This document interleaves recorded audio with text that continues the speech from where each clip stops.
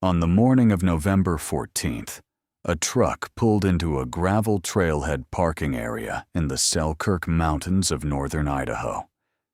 The engine cut off at 6:47 a.m. That time was confirmed by a trail camera mounted at the parking area entrance by the Idaho Department of Fish and Game, installed to monitor elk movement. On that morning, it captured something else. A man stepping out of a dark blue pickup, adjusting his pack, checking his rifle, walking north into the tree line. That was the last time Raymond Cord appeared on any camera, any record, or in any confirmed witness account. He was 58 years old. He had been hunting this specific stretch of the Selkirk wilderness for 32 years. Not just the main trails, but the old game paths, the creek crossings that ran dry in summer, the ridge lines that looked identical from below, but were completely different once you were standing on them. His hunting partner of 14 years, Dale Fitch, told investigators that Raymond was the kind of hunter who could walk a section of forest once and remember the shape of the terrain for the rest of his life. Now, here is what investigators found over the next 3 weeks. Or more precisely, here is what they didn't find. His compass was never recovered. His handheld radio was never recovered. His hunting knife, his emergency fire kit, his 2-day food supply, none of it was ever located. The only item confirmed as his that turned up in that wilderness was found 6 weeks after he disappeared, 4 miles northeast of the trailhead. We'll get to that. But first, let's go back to that morning. Because the timeline investigators reconstructed is where a specific, stubborn problem emerged. Not a dramatic one. Not a single smoking gun moment. Just a quiet detail that no explanation could fully account for. Raymond and Dale had driven up together the night before and camped about 2 miles from the trailhead. They went over the plan. Raymond's intended hunting area to the north, Dale's draw to the east, radio checks at noon, 3, and dusk. A trip they had made many times. Dale told investigators that Raymond seemed relaxed that morning, in good spirits. Nothing registered as unusual. At the trail fork, they separated. Raymond took the north branch toward a ridge he had hunted every season for 15 years. Dale went east. Dale watched Raymond walk north until the trees closed around him. He didn't give it another thought. The noon radio check came and went with no response. Dale wasn't immediately alarmed. Contact in those valleys was inconsistent. He tried again at 3. Still nothing. By dusk, the temperature had fallen to 22 degrees. Dale had been trying the radio at irregular intervals for 6 hours.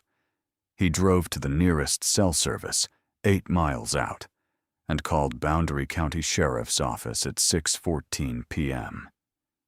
The deputy who took the call asked Dale whether Raymond was the type of person who might change plans without communicating. Dale's response, transcribed verbatim in the report: not once in 14 years. Search and rescue was activated that night. Tracking dogs arrived at the trailhead by 10:40 p.m. What happened in the next 2 hours would define everything that followed. The dogs were brought to the trail fork and confirmed scent. They worked north, following the route Raymond would have taken toward his hunting area. For 3/4 of a mile, they tracked without difficulty. Then they stopped. The lead handler ran her dog back to the fork and attempted the track again. Same result. Same end point. She brought in a second dog team. Same end point. The handlers worked the dogs in expanding arcs from that location, east, west, south, back down the trail, trying to pick up any direction Raymond might have moved. Nothing. No trail leaving the endpoint. No continuation in any direction. The handler's written report noted that the terrain at the endpoint was dry, flat, and not particularly complex. No water crossings nearby. Wind conditions calm. She wrote that she had no explanation for the behavior of both dog teams, and that the scent appeared to simply end at that location. She had been working search and rescue for more than 20 years. She said she had not encountered that before. The search expanded over the following days. 60 volunteers on the ground by day 3. A helicopter with infrared imaging flew multiple sorties. The Idaho Department of Fish and Game contributed personnel with direct knowledge of the terrain. No physical evidence of Raymond's passage was found past the scent endpoint. No gear. No footprints in soft ground. No broken branches. On day 4, 8 inches of snow fell overnight. Whatever the ground had been holding was gone. After 12 days, the active search was scaled back. Raymond Cord had not been found. The search coordinator's incident report contains a line that is easy to read past, but shouldn't be. He wrote that the absence of physical evidence in this case was, and this is a direct quote, more complete than we typically encounter in searches of this duration and scale. That's not dramatic language. It's a professional describing something accurately that he doesn't fully understand. And it was written before anyone had examined the 5 specific details that would surface as the investigation continued. Details that, taken one at a time, each have a possible ordinary explanation. Taken together, they are harder to dismiss. The first involves Raymond's map. Raymond kept a hand-drawn map of his hunting area that he had been building for 32 years. His son Marcus described it as extremely detailed. Trails, seasonal water sources, game beds, specific trees used as landmarks. Raymond updated it every season. The map was found in his truck. He had left it at the trailhead. Both Dale Fitch and Marcus told investigators they could not explain that. Marcus said he had never known his father to enter that wilderness without it. Dale said he would have noticed if Raymond had walked into the trees without the map, because it would have been unusual enough to mention. He didn't mention it, which means Raymond either had it and it was never found, or he left it behind without Dale realizing it. Investigators examined the map. One area drew their attention, a section of terrain in the northeastern quadrant of Raymond's hunting zone, annotated so heavily that the underlying detail was difficult to read. Multiple layers of ink, built up over what appeared to be several seasons. Unlike the rest of the map, which was precise and organized, this section was dense, layered, and hard to interpret. Marcus told investigators that, to his knowledge, his father rarely hunted that section.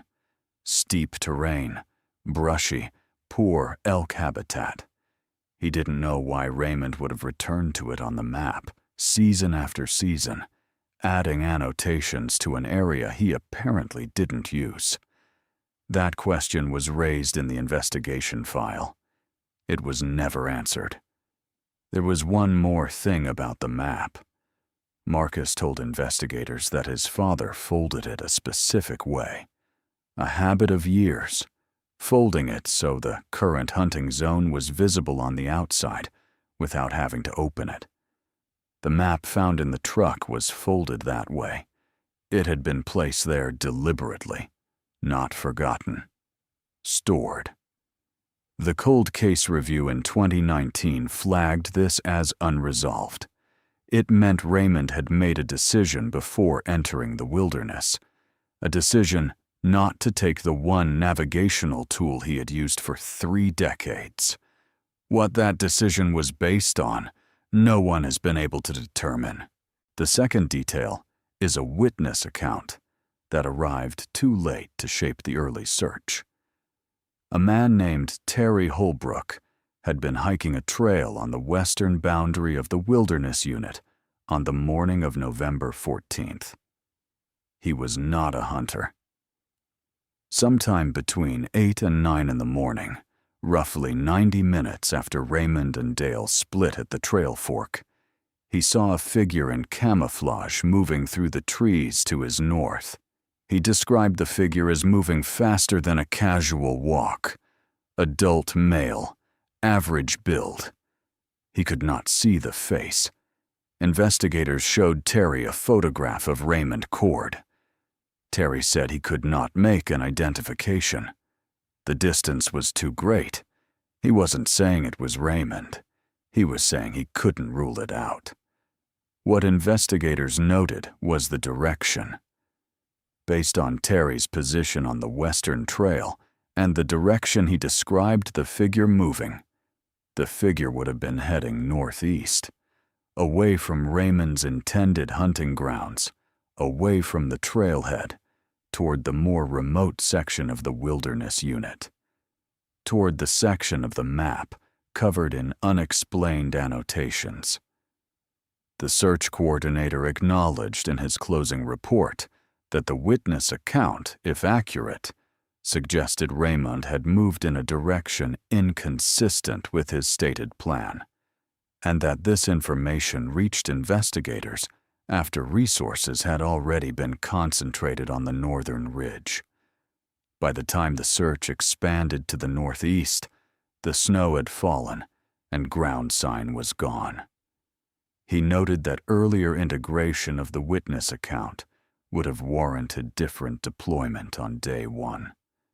What would they have found in that northeastern section at full coverage density before the snow? Nobody knows. The third detail emerged 6 weeks after the search ended. A deer hunter working an area northeast of the trailhead contacted the Boundary County Sheriff's Office to report something he had found. A rifle leaning against a ponderosa pine. Stock on the ground, barrel upright. He said it didn't look like something that had been dropped. It looked like it had been placed there deliberately. The serial number matched Raymond Cord's hunting rifle. The rifle had not been fired. There was no blood. The surrounding ground showed no signs of disturbance. The location was approximately 4 miles northeast of the trailhead. Northeast, consistent with the direction Terry Holbrook had described the figure moving, and in the general vicinity of the heavily annotated section of Raymond's map. It was within the area search teams had nominally covered, but not at close range density. A search coordinator reviewed the GPS tracking logs from ground teams and confirmed that the specific location had not received direct coverage. Whether Raymond had been near that tree, whether he had left the rifle there himself, or how it came to be positioned as it was, could not be determined. The rifle is the only physical trace of Raymond Cord ever recovered from that wilderness. It is still in evidence storage. The fourth detail came from the search logs, Day 7. A ground team working the northeastern ridgeline, the same general area where the rifle would later be found, reported that their GPS units were behaving inconsistently. One device showed a position error of several hundred meters. Another briefly lost satellite lock. The team leader logged it. The search coordinator attributed it to satellite geometry issues caused by the ridgeline terrain, a documented phenomenon in the Selkirks. That explanation is technically sound, but it meant that the GPS tracking logs used after the search to confirm ground coverage showed positional uncertainty precisely in the northeastern ridgeline zone. the area most consistent with the witness sighting, with the annotations on Raymond's map, and with the eventual location of the rifle. The 2019 Cold Case Review could not determine with certainty whether that specific location had been adequately covered. The GPS data wasn't reliable enough to confirm it either way. A gap existed. Investigators acknowledged it. They could not close it. The fifth detail came from Dale Fitch, not in his initial statement, but in a follow-up interview 10 days later. An investigator asked him to walk through the evening before the hunt again, in more detail. Standard technique. Witnesses often omit things, not because they're hiding them, but because the detail didn't seem significant at the time. Dale mentioned that he had woken around 2 in the morning and heard Raymond outside the tent. He looked out. Raymond was standing at the edge of the campsite, where the cleared area met the tree line. No flashlight, not moving, just standing still. Dale assumed Raymond had gotten up to use the bathroom and paused on his way back. He went to sleep without speaking to him. The investigator asked Dale whether Raymond had said anything in the preceding days about the area, anything he had seen or heard. Dale said no. The investigator then asked whether, in 14 years of hunting together, Dale had ever seen Raymond standing outside like that at night before. Dale paused before answering. He said no. That single behavioral anomaly, the one moment in the reconstructed timeline where Raymond's conduct deviated from 14 years of established pattern, was logged in the file. The investigator drew no conclusions from it. It may mean nothing. It has never been explained. Before we look at the investigation as a whole, it's worth pausing on what Dale Fitch's follow-up account actually represents. In missing persons investigations, follow-up witness interviews routinely surface details that weren't included in the initial statement. This isn't unusual. A person gives their first account under stress, often within hours of reporting a loved one missing.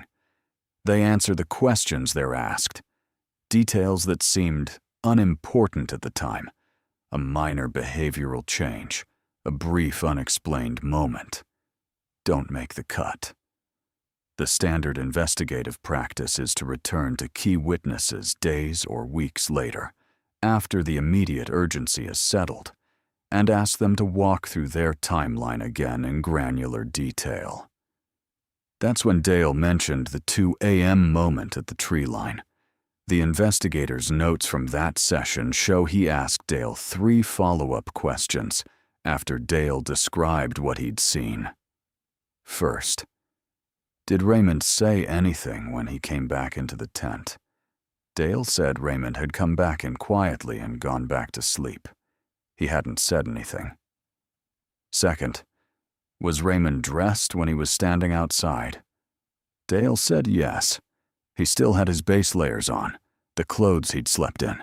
He wasn't geared up or prepared to go anywhere. Third, and this is the one the investigator returned to twice. Did Raymond seem agitated or alert or concerned in any way? Dale thought about it. He said Raymond had seemed focused. That was the word he used. Focused. Not alarmed.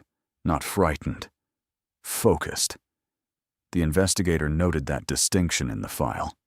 Focused suggests deliberate attention, watching or listening for something specific, not reacting to a noise or feeling generally unsettled. Dale offered no interpretation of what that meant. The investigator didn't push him toward one. It was logged. It was never explained. And it sits alongside everything else in this case as a detail that is small enough, individually, to set aside, and yet fits a pattern that no one has been able to fully articulate. A man who annotated a section of rough, poor habitat terrain on his map for 32 years without telling his son why. A man who left that map in the truck on the one day it might have mattered. A man who was found by a witness moving northeast toward that section at a pace faster than hunting. A man who stood at the edge of the dark the night before, focused on something in the trees. None of those details prove anything, but they are the details that Raymond Cord's case rests on. And they are the details that have resisted every attempt at a clean explanation for 11 years. Let's look at what the investigation actually produced, in total. A trail camera confirmed Raymond entered the wilderness at 6:47 a.m. A witness reported a figure moving northeast, away from Raymond's planned area, approximately 90 minutes later. But that account reached investigators after search resources were already committed elsewhere. Tracking dogs followed Raymond's scent 3/4 of a mile north and could not continue. 12 days of searching by 60 volunteers and aerial thermal imaging produced no physical evidence past that endpoint. 8 inches of snow fell on day 4. 6 weeks later, Raymond's rifle was found 4 miles northeast, placed against a tree, unfired, undisturbed, in an area the search had not thoroughly covered. No other physical evidence was ever recovered. The case was reviewed by cold case investigators in 2019. No new leads were found. The official position remains that the cause and circumstances of Raymond Cord's disappearance are undetermined. Now let's examine why every standard explanation falls short. This section matters, because the natural response to a case like Raymond Cord's is to assume that one of the standard explanations must be right, that investigators simply didn't find the evidence, or that it was destroyed by weather, or that something ordinary happened that hasn't been fully pieced together yet. Those are reasonable assumptions. They're the right starting point. But they run into specific problems when applied to the documented facts of this case, and those problems are worth working through carefully. Because this isn't a case where investigators lacked resources, or where the search was poorly organized, or where key evidence was mishandled. The search coordinator's own assessment was that the operation was well executed. The outcome, the completeness of the absence of evidence, was the anomaly, not the process. Disorientation in familiar terrain is the most common cause of wilderness disappearance among experienced subjects. But conditions on November 14th were cold and clear. Visibility was good, and Raymond's last medical checkup 3 months earlier was unremarkable. More critically, a disoriented person who succumbs to exposure in accessible terrain leaves a body. 12 days of searching at scale should have found him. They didn't. A sudden medical event, cardiac arrest, stroke, can strike without warning regardless of health history. But a person incapacitated by a medical event doesn't move. They stay where they fall. They don't disappear from the evidence record. An animal encounter, black bears, mountain lions, and occasional grizzlies are all documented in the Selkirks, was considered. But predator incidents leave blood, disturbed ground, and in most cases partial remains. Search teams specifically trained to recognize those signs found none of them. The involvement of another person was examined. Raymond's personal and financial life showed no conflicts, no disputes, no apparent motive. Dale Fitch's account was consistent across multiple interviews and corroborated by 2 hunters who encountered him on the Eastern Trail that morning. No physical evidence consistent with foul play was found. When the cold case team closed their 2019 review, the lead investigator's summary contained one sentence that Raymond's family has returned to many times. He wrote, "The evidence in this case is insufficient to support any specific conclusion regarding cause or circumstances of disappearance. Not a wrong answer, not a hidden answer, no answer." There is one additional aspect of the case that the cold case review raised and did not resolve, and that is the question of Raymond's radio. Raymond carried a handheld radio specifically for contact with Dale during hunts.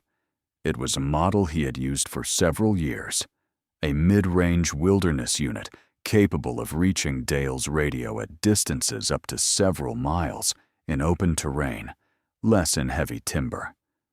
Both Dale and Raymond kept their radios charged before every trip. The radio was never found. This is listed in the evidence inventory as a missing item, alongside the compass and the knife and the food supply. But the radio carries a specific implication that the other missing items don't. If Raymond was injured or incapacitated somewhere in that wilderness, the radio would have been with him. And a radio in functioning condition, even if its owner couldn't use it, can be detected. Search teams in the field attempted to reach Raymond's frequency during the active search. They received no response, which means either the radio was off or its battery had failed, or it was no longer in range of any transmitter, or it was not where they were searching. None of those explanations close cleanly either. A radio that is off, or whose battery has failed, stays with the person who carried it. A radio that is not in range suggests the person moved further than search teams reached. And a radio that simply isn't where searchers are looking points back to the same question the whole case points back to. Where did Raymond Cord go after the point on the trail where the dogs stopped? That question is the center of gravity in this case. Every detail orbits it. Every failed theory circles back to it. And 11 years later, it remains unanswered. Raymond Cord's case is not the only one of its kind. Kenneth White was 53 years old when he disappeared during a solo hunting trip in the Bitterroot Mountains of Montana in October 2004. 20-plus years in that specific range. His truck was found at the trailhead. His camp was undisturbed. His dog, which he had brought with him, was found at the campsite in good physical condition, but would not leave the area, and would not respond to commands from searchers.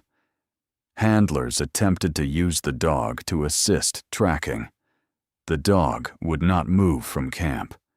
A professional tracking dog, brought in separately, followed White's scent for approximately 1 mile before losing it in a creek drainage. The search continued for 10 days. Kenneth White was never found. No physical evidence was recovered. The search coordinator's closing report used language nearly identical to the report filed on Raymond Cord 8 years later. The absence of physical evidence was described as inconsistent with what a search of that duration and scale should have produced. Walter Stringer was 61 years old when he disappeared in the Cascade foothills of Oregon in October 2009. He had hunted those hills for 25 years. He signed the voluntary trail log at the Forest Service trailhead before he entered.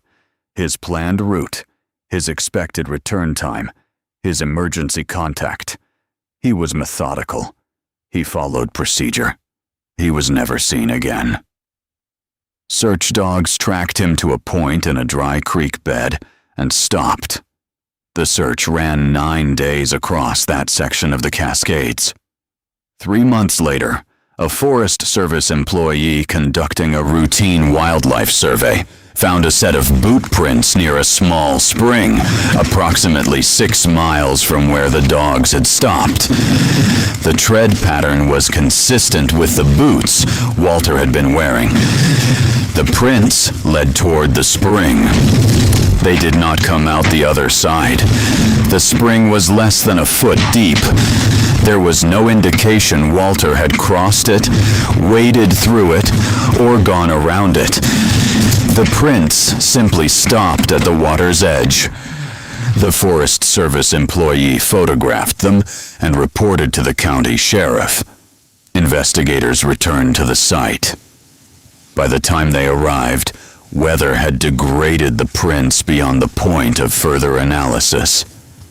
What those prints represented, whether Walter had waded through and the exit prints were destroyed, whether he had stopped at the spring and collapsed somewhere nearby, whether the prints told a story that weather erased before anyone could read it, was never established. Walter Stringer has never been found. 2 experienced hunters, different states, different years, different search teams. Both sent trails that professional handlers could not complete. Both subjects who went into familiar terrain and produced no recoverable physical record of where they went. Both search coordinators who wrote closing reports using language that described the outcome as anomalous. 3 cases, counting Raymond Cord's, 3 open files. David Pallades, who spent years compiling wilderness disappearance data through public records requests to federal land management agencies, identified a set of features he found appearing with unusual frequency across cases involving experienced subjects. Scent trails that couldn't be completed, missing navigation and communication equipment, evidence located in areas previously searched, weather events during the search window, and experience levels inconsistent with the completeness of the disappearance. All 5 features appear in Raymond Cord's case. Most appear in Kenneth White's and Walter Stringer's as well. Critics of Pallades' methodology have raised a legitimate concern that selecting cases by specific features and then noting their presence creates a circular analytical problem. Without a comparison group of similar disappearances that were resolved, it is difficult to know whether these features are genuinely anomalous or simply common to wilderness searches that happen to remain unsolved. Those concerns are valid and worth sitting with. But those coordinators were not researchers with an agenda. They were operational professionals documenting outcomes that surprised them. That's worth taking seriously on its own terms. There is something worth understanding about how wilderness disappearance investigations are structured, because it shapes what is and isn't possible for cases like Raymond Cord's. When a search ends without finding the subject, jurisdiction typically remains with the county sheriff's office. The case stays open, classified as missing persons. But the operational structure that supported the search, the personnel, the coordination, the daily decision-making, disperses. Investigators move to other cases. The file is maintained, reviewed when tips come in, and formally revisited if something new surfaces. What that means in practice is that the most intensive investigative effort in a wilderness disappearance is concentrated in the first 2 weeks. After that, the case depends on new information arriving from outside, a hiker finding something, a witness remembering something, a records review turning up a detail that was missed. In Raymond Cord's case, the one piece of new information that arrived, the rifle, found 6 weeks later, raised more questions than it answered, and nothing has arrived since. The 2019 Cold Case Review was the most recent formal examination of the file. The reviewing investigator spent several weeks going through the original search reports, the witness interview transcripts, and the evidence inventory. His summary concluded with the line that the family has returned to many times. The evidence is insufficient to support any specific conclusion. That review is now 5 years old. The case remains where it was when that summary was written. After the active search ended, Raymond Cord's family did what families in this situation often do. His wife, Patricia, described the transition from active search to passive investigation as a second disappearance, the disappearance of the effort itself. She told a regional journalist in 2021 that over time she had come to think about the difference between a case being unsolved and a case being unsolvable. She wasn't sure which category Raymond's fell into. She said she thought about that distinction often. His son Marcus filed public records requests and obtained portions of the case file. He read the search reports. He corresponded with other families in similar situations and with researchers who had studied wilderness disappearances. He was careful in an interview several years after his father vanished about what that research actually told him. He said it confirmed that the experience his family had, a thorough investigation, adequate resources, and still no answer, was not unique. Other investigators had written the same kinds of closing summaries. Other families were in the same place. He said, "At some point, you have to sit with the fact that the investigation did what it could do, and what it could do wasn't enough. That's not a failure. That's just the limit of what's knowable." Marcus organized 2 additional private searches in the years following his father's disappearance, using professional teams and updated mapping. Both focused on the northeastern section, the area consistent with the witness sighting, with the rifle, with the annotated section of the map. They found nothing. The Boundary County Sheriff's Office has confirmed the case remains open. The Cold Case Review in 2019 found no new leads, and the hand-drawn map, 32 years of seasons recorded in layered ink, is still in the glove compartment of a truck that has long since been returned to the family. Folded the way Raymond always folded it, placed deliberately. The northeastern section annotated in ways that his own son never understood. Whatever Raymond was tracking in that section, across 3 decades of hunts, he never told anyone. 4 questions remain in the investigative file, unresolved after 11 years. What happened between the trail fork and the point 3/4 of a mile north, where the dog stopped?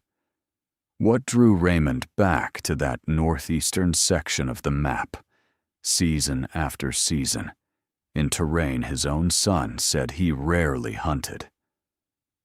What was Raymond doing at the edge of the campsite at 2 in the morning?